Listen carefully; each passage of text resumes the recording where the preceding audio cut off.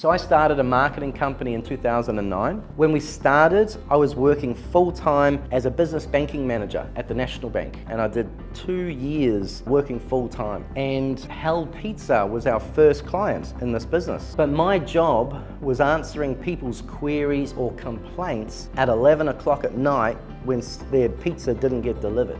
So I'm working full-time and I'd come home and I'd go to work. And my phone would be buzzing next to my bed. One day I was downtown in Auckland, Sal's Pizza, was going for Sal's Pizza for lunch. Ordered my pizza, collapsed on the ground, thought I was dying from a heart attack, called the ambulance came, strapped me up with the ECGs, driving up to the hospital, and they were like, well, your heart's okay, why are you breathing like that? And I was like, breathing, like what?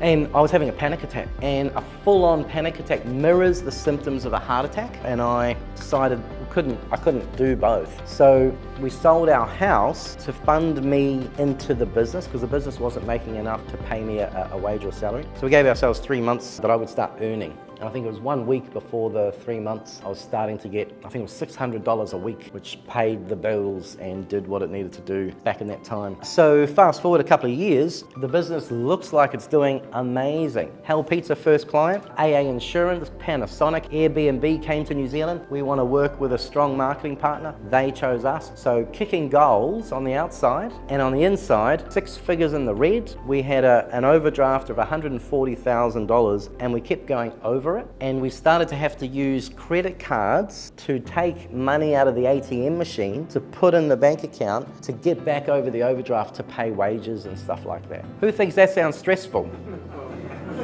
So that was stressful. And we had a business advisor come to our business. So he's the brother of one of our partners. He was a business coach. We couldn't afford him at the time, but we couldn't afford not to use him at the time. And he didn't know anything about our industry. What he did, and this is what I say my tools are, he had a spotlight and a mirror. And the spotlight was shining a light on the areas we weren't doing, hadn't thought about, maybe didn't want to do. And the mirror was like, are you going to do something about it? And what we started to do was work on projects on the business. It's no good doing better in the business. The better you do in the business leads to this busyness.